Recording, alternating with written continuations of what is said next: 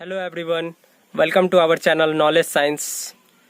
तो आप लोगों को पता ही होगा कि कुछ दिनों से मैं वीडियोस अपलोड नहीं कर पा रहा था। I am very sorry for that. कुछ ऐसी प्रॉब्लम्स थी जिसकी वजह से वीडियोस अपलोड नहीं हो पा रहे थे, बट अब रेगुलरली मैं वीडियोस कोशिश करूँगा कि अपलोड करता रहूँ। सो आज शुरू करते हैं अपने स्टैंडर्ड 10th बायोलॉजी का first chapter, life process. Let's life process.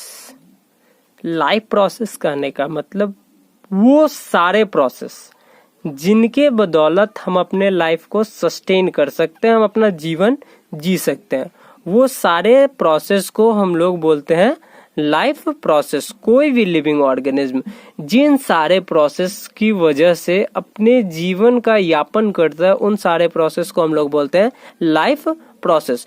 तो एक क्वेश्चन यहाँ पर अराइज हो सकता है कि कौन से ऑर्गेनिज्म को हम लोग लिविंग बोले और कौन से ऑर्गेनिज्म को हम लोग नॉन लिविंग बोलेंगे।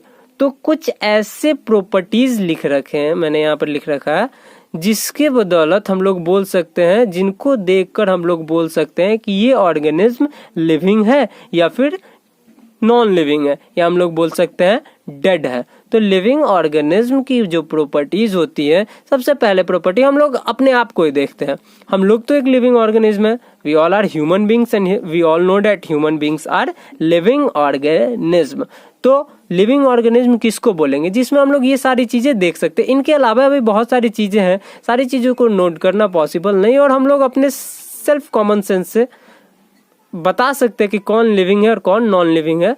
लेकिन फिर भी यहाँ पढ़ने के लिए हम लोग कुछ चीजों को देख ले रहे हैं। जैसे लिविंग ऑर्गेनिज्म हम लोग किसको बोलेंगे?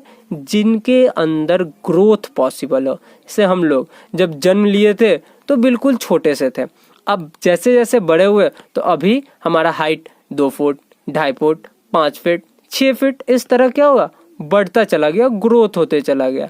वहीं अगर दूसरे साइड पर देखते हैं, मेरे पास एक नॉन लिविंग ऑर्गेनिज्म है, ये पेंसिल। तो क्या ये पेंसिल कभी ग्रो करेगा? अभी मान लेते हैं मेरे पास इस पेंसिल की हाइट होगी अप्रोक्स हाफ फुट, आधा फुट मान लेते हैं, ठीक है, 6 इंचेस। तो क्या अगले इस रात के बाद अगली सुबह क्या ये 6 इंचेस से 7 इंचेस का हो जाएगा? नहीं, पॉसिबल ही नहीं है।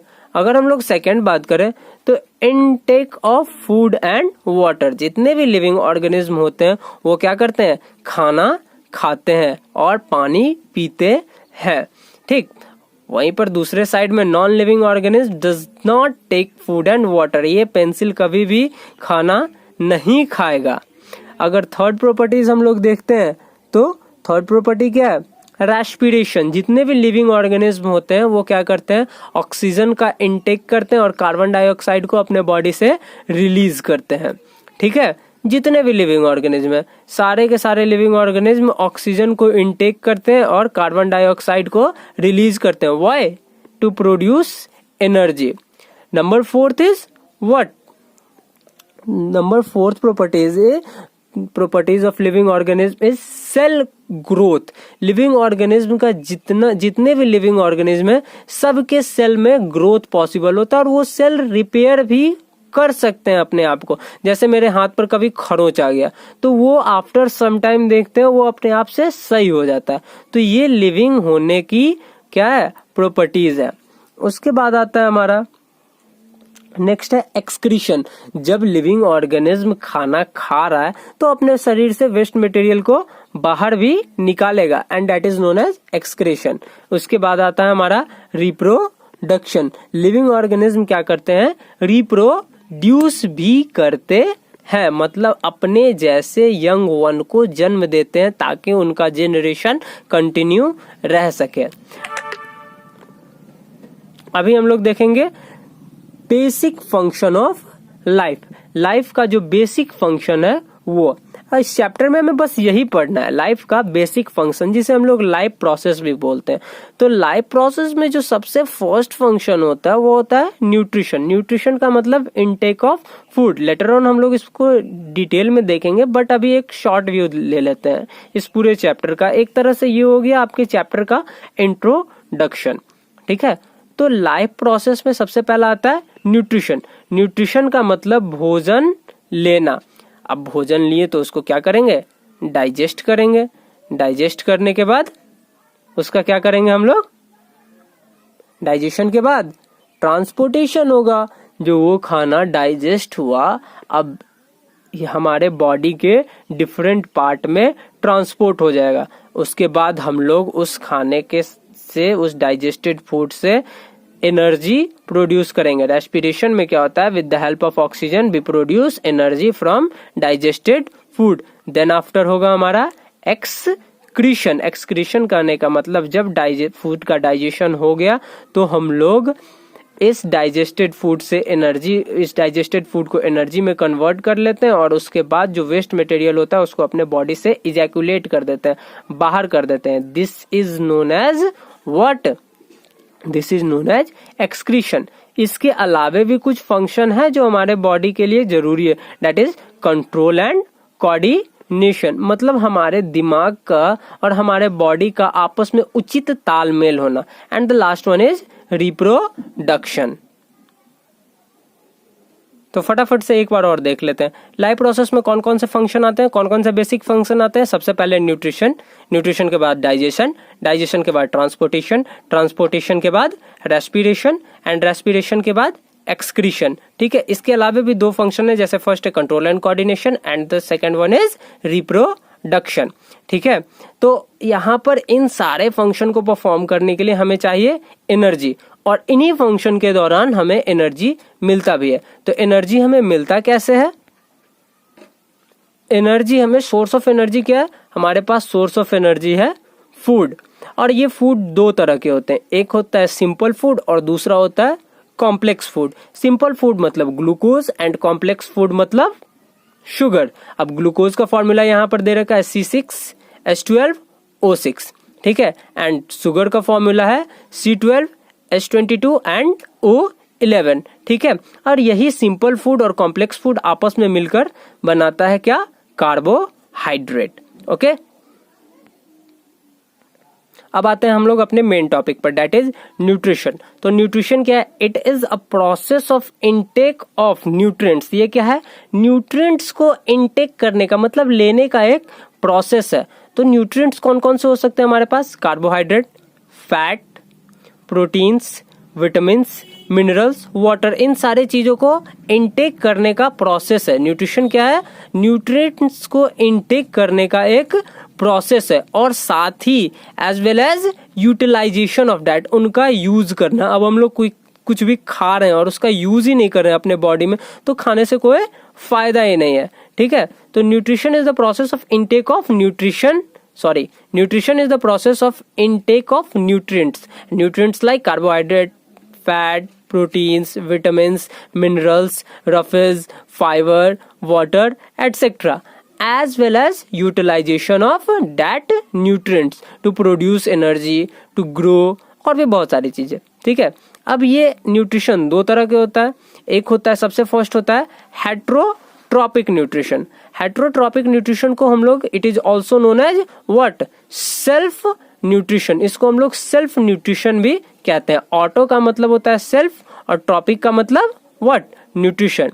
ठीक है, तो इस न्यूट्रिशन को हम लोग सेल्फ न्यूट्रिशन भी बोलते हैं। और इस न्यूट्रिशन में जो भी ऑर्गेनिज्म होते हैं वो अपना भोजन खुद बनाते हैं कुछ रॉ मटेरियल्स का यूज करके। Raw materials like oxygen and carbon dioxide, इनका यूज करके क्या करते हैं, ऑटोट्रॉपिक न्यूट्रिशन में ऑर्गेनिज्म अपना भोजन खुद बनाते हैं। रॉ मटेरियल क्या होगा, carbon dioxide and water.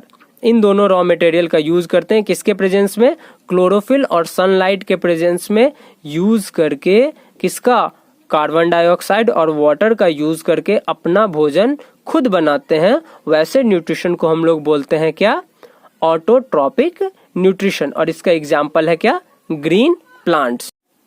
Second one is heterotrophic nutrition. Heterotrophic nutrition is also known age dependent nutrition. Heterotrophic nutrition को हम लोग डिपेंडेंट न्यूट्रिशन भी बोलते हैं। क्यों बोलते हैं डिपेंडेंट न्यूट्रिशन, क्योंकि हेट्रोट्रॉपिक न्यूट्रिशन में एक ऑर्गेनिज्म दूसरे ऑर्गेनिज्म के ऊपर डिपेंडेंट होता है फूड के लिए। ऑटोट्रॉपिक न्यूट्रिशन में हम लोगों ने देखा था कि जो ऑर्गेनिज्म होता है अपना भोजन खुद बनाता है, बट हेट्रोट्रॉपिक न्यूट्रिशन में ऑर्गेनिज्म अपना भोजन खुद नहीं बनाता है, वो ऑटोट्रॉप्स के ऊपर, मतलब जो अपना भोजन खुद बनाते हैं उनके ऊपर डायरेक्टली या इनडायरेक्टली क्या होता है, डिपेंडेंट होता है। अब ये हेट्रोट्रॉपिक न्यूट्रिशन 3 तरह के होते हैं। Number 1 is saprophytic nutrition, number 2 is parasitic nutrition and the number 3 is holozoic nutrition. तो सैप्रोफिटिक न्यूट्रिशन, सैप्रोफिटिक न्यूट्रिशन क्या होता है? सैप्रोफिटिक न्यूट्रिशन वैसा न्यूट्रिशन है जिसमें organism dead and decaying matter पर डिपेंडेंट होता है फूड के लिए, किसी भी सड़े हुए जानवर पर, सड़े हुए प्लांट्स के पार्ट पर डिपेंडेंट होता है फूड के लिए। जैसे कि फंगस, फफूंदी, ये क्या होता है कि डेड एंड डिकेइंग मैटर जहां पर होगा वहीं आपको देखने को मिलेगा। और इसमें एक बड़ा इंपॉर्टेंट पॉइंट लिखा है कि इस टाइप के न्यूट्रिशन में कॉम्प्लेक्स फूड को किस चीज में ब्रेक किया जाता है, तोड़ा जाता है? सिंपल फूड में। ये कॉम्प्लेक्स फूड क्या होता है और सिंपल फूड क्या होता है, अभी जस्ट हम लोग इसी चैप्टर में डिस्कस किए हैं। सेकेंड टाइप का न्यूट्रिशन हमारे पास पैरासिटिक न्यूट्रिशन। पैरासिटिक न्यूट्रिशन कहने का मतलब वैसा न्यूट्रिशन जिसमें एक ऑर्गेनिज्म दूसरे ऑर्गेनिज्म के बॉडी पर रहता है। मतलब just for example parasitic nutrition है, मेरे पास एक ऑर्गेनिज्म ये है पेंसिल और दूसरा ऑर्गेनिज्म ये है पेन, ठीक है। हमें बताना है कि ये पेन पैरासिटिक न्यूट्रिशन को फॉलो करता है। दैट मीन्स क्या हुआ, ये पेन रहेगा किसके बॉडी के ऊपर? पेंसिल के बॉडी के ऊपर, ठीक। ये पेन पेंसिल से अपना फूड एब्जॉर्ब करेगा और साथ में पेंसिल को ही नुकसान पहुंचाएगा, ठीक है। इसी न्यूट्रिशन को हम लोग बोलते हैं क्या? Parasitic nutrition. अभी ये पेन कहाँ रह रहा है? पेंसिल के बॉडी के ऊपर, यानी पेंसिल को हम लोग बोलेंगे यहाँ पर होस्ट। होस्ट कहने का मतलब मेजबान, ठीक है। जिसके बॉडी के ऊपर रह रहा है वो कहलाएगा host. This pencil is host, ठीक है। तो पैरासिटिक न्यूट्रिशन में एक ऑर्गेनिज्म दूसरे ऑर्गेनिज्म के बॉडी पर रहता है, अपना फूड भी वहीं से लेता है और साथ में उसे नुकसान भी पहुंचाता है। एग्जाम्पल के लिए हम लोग बोल सकते हैं वायरस। अब सिंपल सा एग्जाम्पल है मलेरिया का वायरस।